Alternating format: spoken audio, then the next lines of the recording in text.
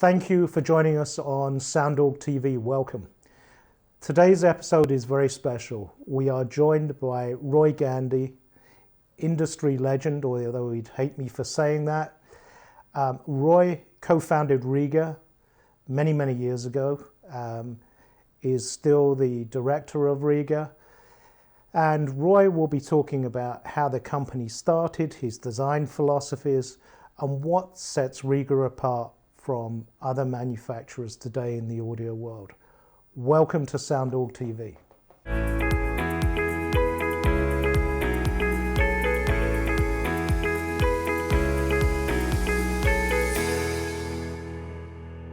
Roy, thank you for joining us this morning. Welcome to SoundOrg TV. It's great to see you again. Roy, I'm going to get straight in with the questions. Can you tell me about the history of Rega and how the name Rega came about? Oh, well, we wrote a book about it, so giving a brief resume is difficult, but the easiest brief resume is you have a very unwilling capitalist, an unwilling boss, unwillingly running a company that I'm very, very proud of. It started from me not having enough money to buy my own equipment, so I made it, and then friends wanting to buy that equipment. And then as the writer of the book, or the ghostwriter of the book, realized, it was taking opportunities after that, rather than having an overall plan. And at my age, I think I can be a little bit immodest and look back at what I've done, and maybe the biggest thing has been to take opportunities as they've presented themselves.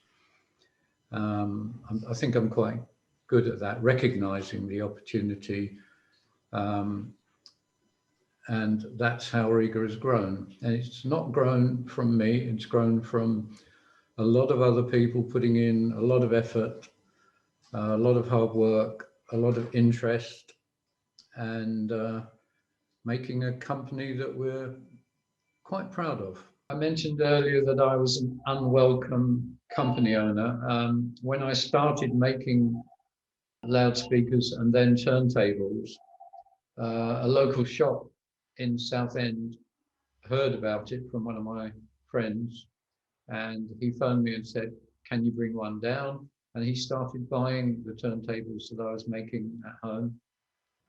And after he bought 5 or 6 of them, he presented me with the idea of, why don't we start a company? And you can imagine me, a company, quizzically, what do you mean a company? I didn't have any idea that one could start a company making something. But here was a guy who ran his own business. He had a couple of shops. He was a local entrepreneur. And it was his original idea. And what he said was, you put in £1,000, I put in £1,000. That will give us money to buy parts. And funnily enough, I had just made £1,000 of profit over the last year or so, selling loudspeakers and turntables to friends and friends of friends. The money was extra to my salary working at Ford, so I'd sort of put it in a bank account. And here he was saying, put that £1,000 into a company. Again, opportunity presenting itself. And who was I to say no? And his name was Tony Relph, which R-E-L-P-H. And my name was Roy Gandy, G-A-N-D-Y. And once we'd registered the company, very, very quickly, put the money into the bank account, we suddenly had to pick a name. And the easiest thing was to put our initials together. I think my constraint was the name should be international and shouldn't mean something rude in another country. And Rega was put forward, and it stayed to this day. Great. One of the pictures that was always stuck in my mind of you was a turn left sign, and you're pointing in the other direction, which I think sums up Rega. in that you do things differently, and really wherever the herd is going, you tend to go the opposite direction. Could you give us some of the design philosophy and technologies that you've employed and that you look at, and the key engineering principles that Rega really embodies for that turn right approach? Just hit on one of my many interests, and that is human behavior and philosophy. And I do have a favorite philosopher. I've tried reading most of them, and they're very, very difficult. But one philosopher never wrote anything himself. He was only reported on by his disciples. This is a guy called Socrates, that was 600 and something BC. And his main overriding philosophy was, and we have to paraphrase translations here from the Greek, his overriding philosophy was, when everybody believes something, you can prove it to be wrong. And he went further than the philosopher who just mused with words. He actually created a questioning system that enabled people to get the truth. And history will show that one of the stories about him is that he died for that, because he questioned the Greek philosophy of war was a good thing. And his questioning system, I believe, is still used today by barristers in the British legal system. But one of my talents, if I have any, is having a gut feeling when people are lying, or people are bluffing, or people just don't know what they're talking about. And I've come to learn that in almost, I have to say almost, but in almost every case, Socrates was correct. And when everybody believes something, it's usually totally incorrect. Very often the opposite is the case. We've got a situation right now worldwide where we have lots and lots of, everybody's an expert and they all passionately believe something. All of the countries in the world now are divided, half the country believing one thing, half believing the other. And hi-fi is no different. When I stumbled into turntable engineering, everybody believed that all that was necessary was for the turntable to go round at the correct speed, not make any noise. They believed you could measure the noise and you could measure the speed consistency, and that was the function of a turntable. The first turntables that I had were given to me. They were auto changers. They made lots and lots of noise, and the noise impinged on the music, spoiled my enjoyment, and I spent a long time trying to get rid of the noise. And after a while, I was actually given a really old, rusty, higher quality turntable that had literally been thrown onto a rubbish tip. And I took it apart, rebuilt it, and there was still some noise from the motor. So I followed the mythology that you make the plinth heavier, and I painstakingly cemented concrete onto the plinth using concrete cement. And after about a week, finally got it back up and running again, only to be surprised that the noise was even worse. And that's what scientists do. That's what engineers do. You make mistakes and you learn from the mistakes. And here I learned that, well, maybe I should go the other way. So I then started making the plinth a little lighter, and the noise got less and less. So that's still, that mythology still exists today, that a turntable needs to be big and heavy. If you're discussing design philosophies, well, design philosophies change depending on what you're designing, whether it's a house or a motorbike or a car. But my philosophy would be to do whatever is appropriate and question the accepted wisdom and do experiments to try them out and check on them and do something. Don't just sit there and philosophize like the philosophers. Do something, see if it works. If it goes in the opposite way to your expectation, you've got a result.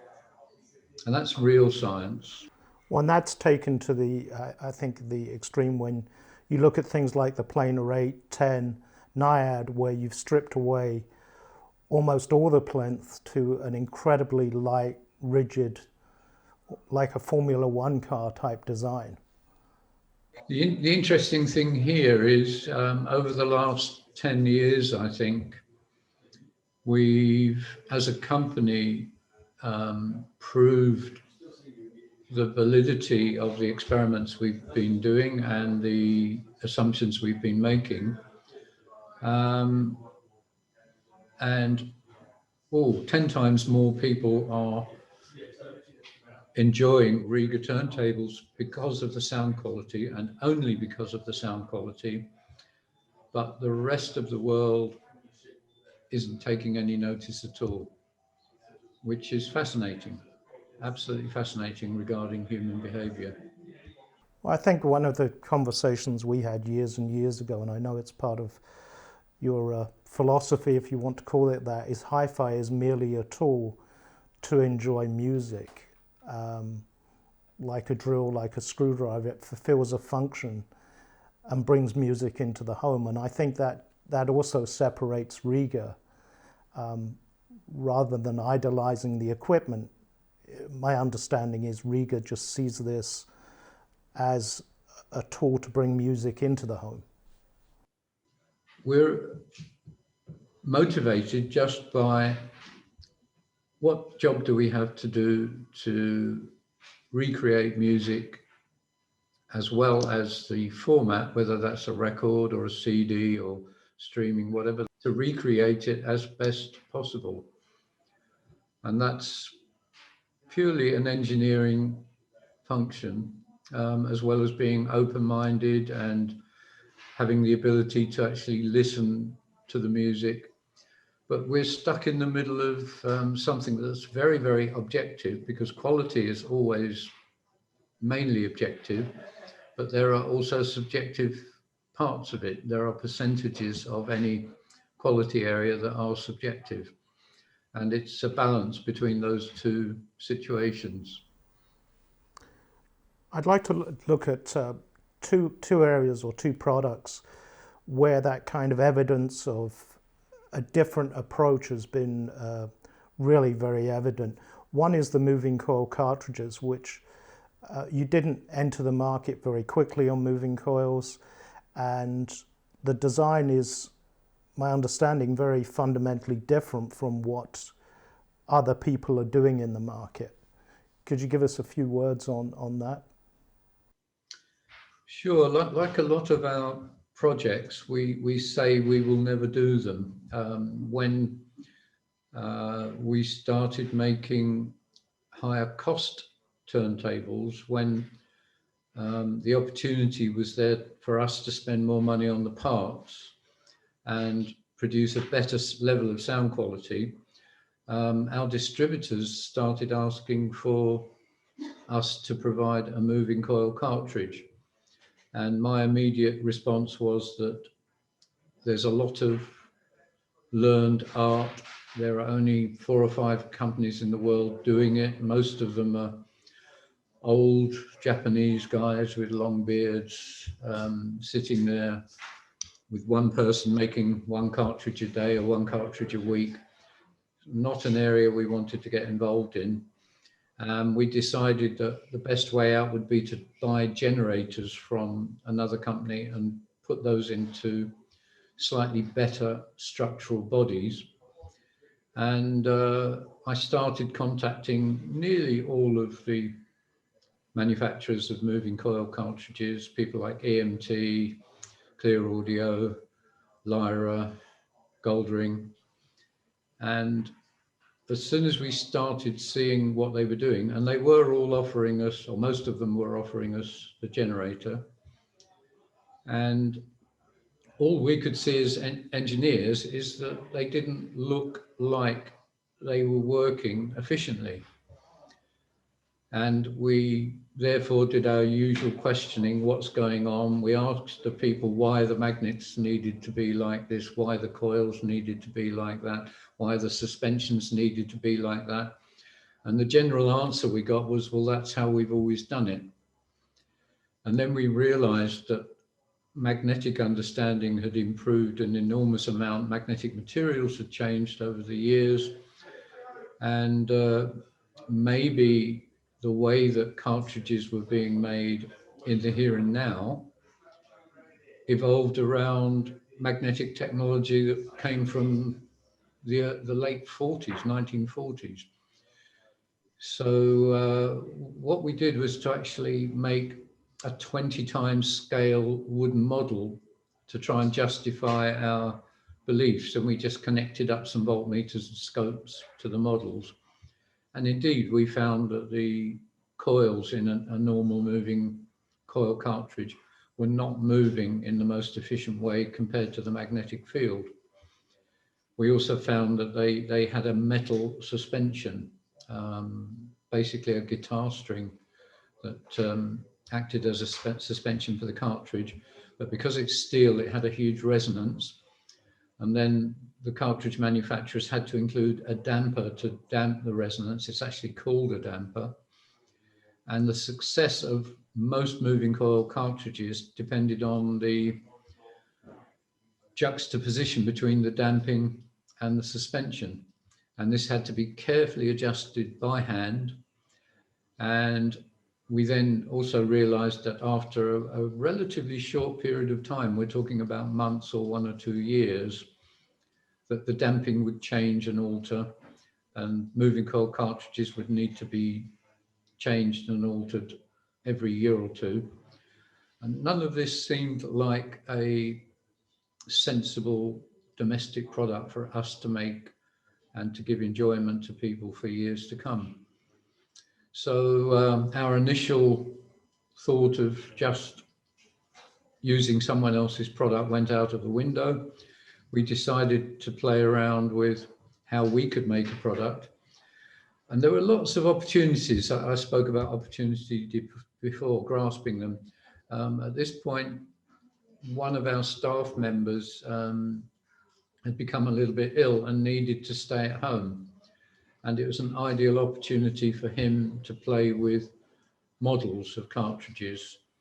And one of the ways in which we developed our knowledge was just to make dozens and dozens of models, some of them turning out completely incorrectly.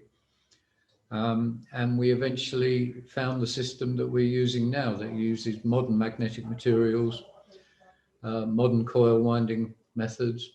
We still had lots of problems for many years, and we only made about 1 cartridge a day because it still had some problems. They were unreliable, as were all moving coil cartridges. And we didn't want to make lots of them until we found out the causes of the lack of reliability. So it's a long, long, long learning curve. And now we're making a few thousand a year, and they're reliable. We're happy. It's a product, they're reasonable price, and people are getting a lot of enjoyment from them.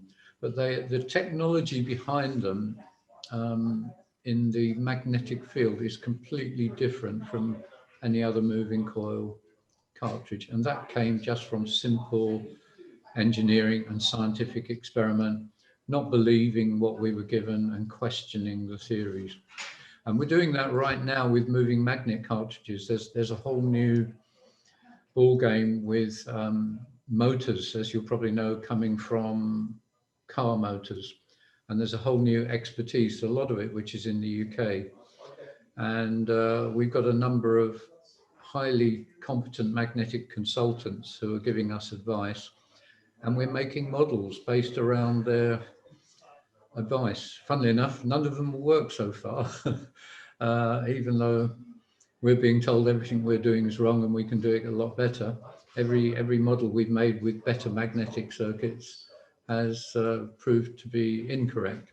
But then that gives us a way forward. And we're quite enjoying the experimentation with moving magnet cartridges right at the moment.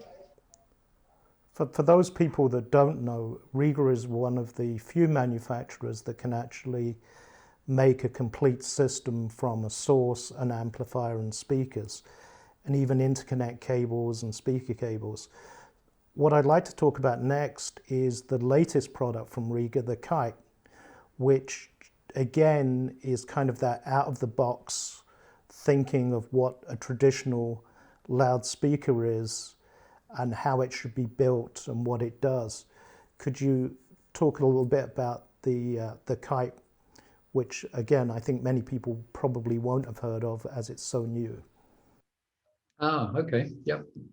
Again, we very unwillingly got into manufacturing loudspeakers.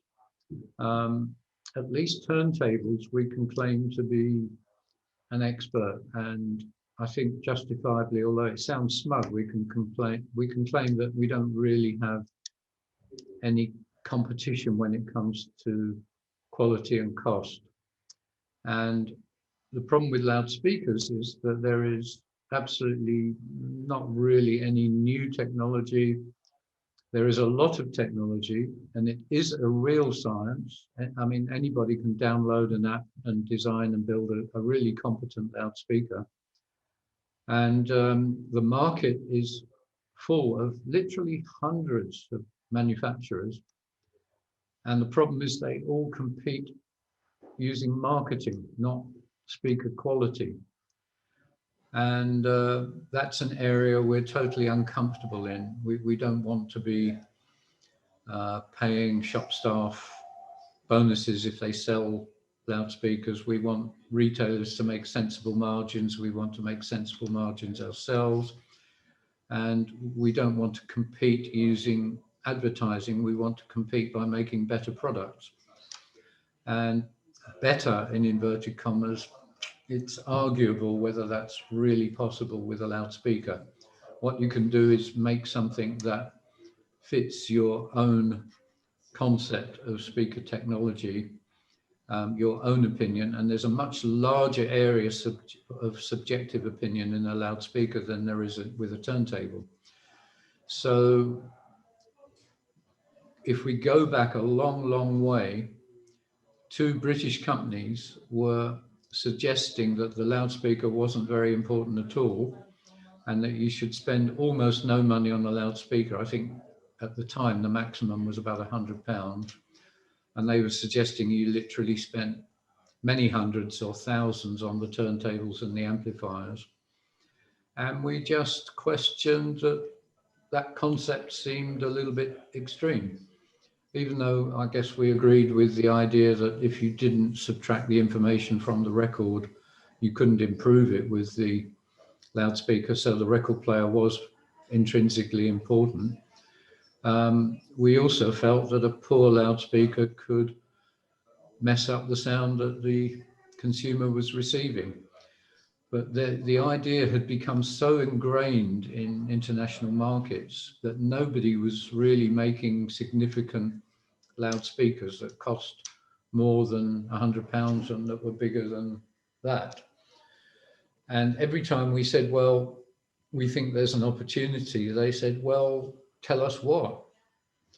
And we struggled to quote brands or makes that were making more expensive loudspeakers that were any better.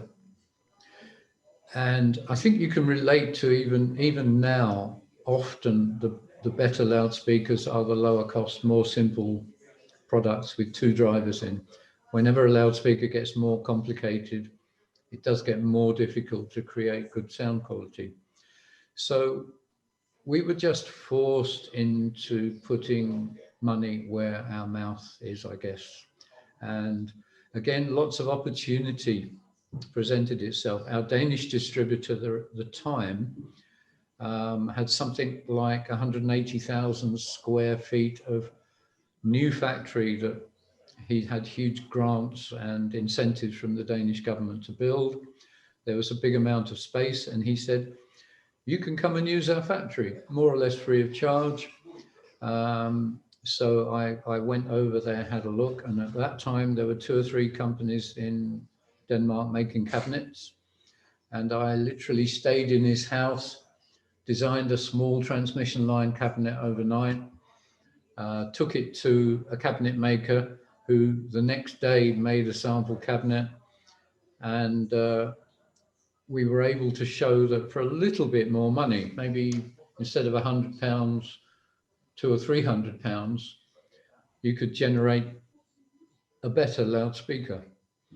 And it was very, very successful for a year or two. So successful that we had to take on another factory in the UK. Initially, it was being built in the Danish factory, but the demand even outstripped the number of people that they could provide with us, for us.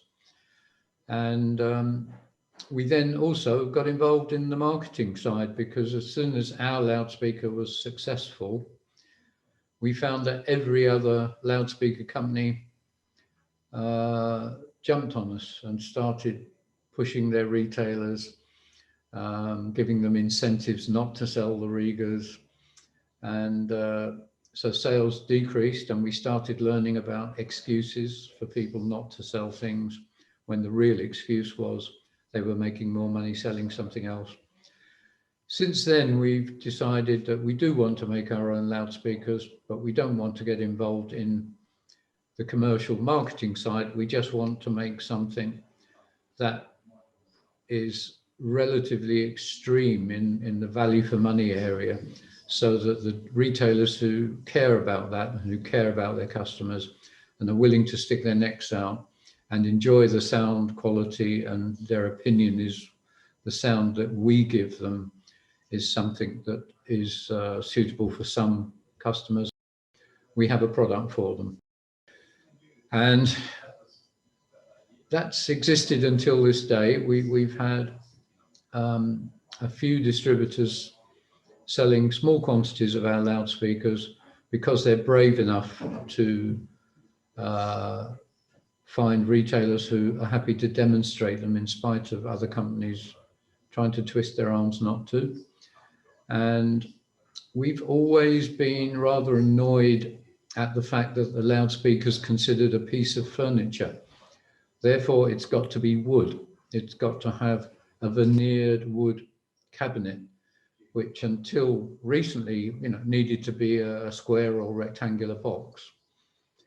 And as a designer and an acoustic engineer, I've always been annoyed at the fact that the largest amount of the cost of a loudspeaker goes into this veneered wooden box and not the part that makes the sound. And again, opportunity has been opening up for us, because modern technology has allowed computers to push forward molding technology. And for instance, iPhones can be plastic molding. Certainly the earlier iPhones, iPhone 6s, I think, were beautiful, beautiful, well-finished plastic moldings. And we were able to take some confidence from that.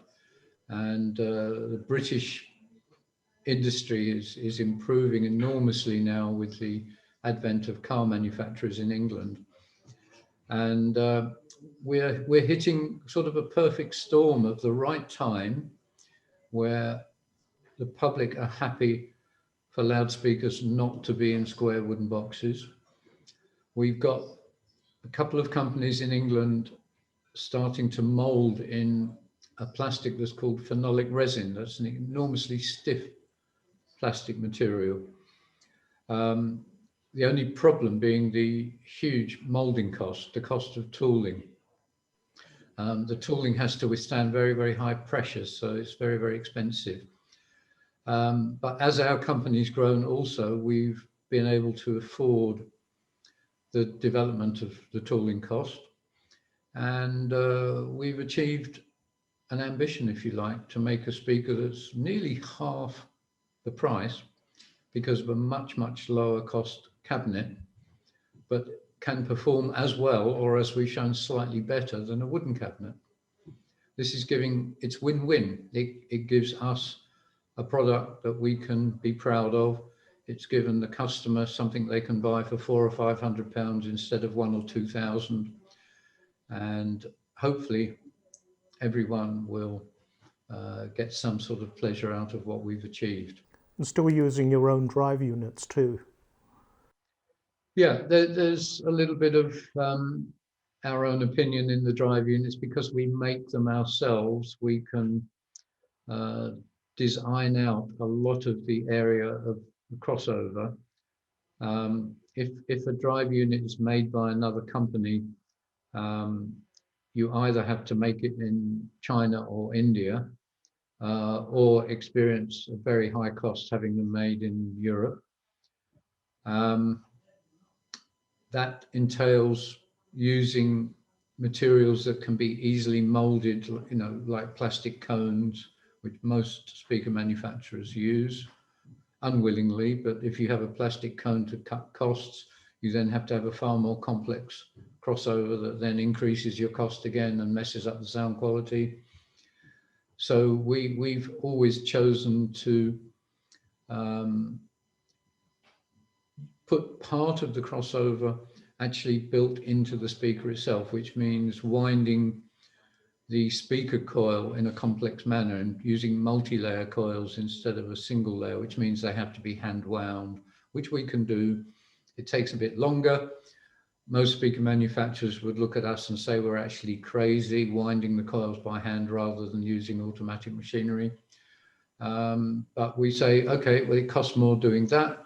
But look at our crossover. It's got 3 components or 4 components rather than a much larger quantity that other speakers made. And the end result is a better sound quality because less of the music is lost in heat in the crossover, in electric losses in the crossover. It's a lot more complicated than that, but this is a very quick interview, so I'm trying to give you a little bit of a background in our design philosophy. Final question for you, Roy. Is it Rega or Rega? I think one of the reasons for choosing the name was it could be pronounced in any way that any country felt like it. That is diplomatic. We're not precious about how people want to pronounce a name. Roy, thank you for joining us this morning on SoundOrg TV and giving us a great insight to the world of Rega. We hope you've enjoyed this episode of SoundOrg TV. If you have, please hit the subscribe button and ring the bell. Shameless plug time again. If you have comments or suggestions, please send them our way. We're trying to incorporate them into future videos. And we look forward to seeing you on another episode of SoundOrg TV.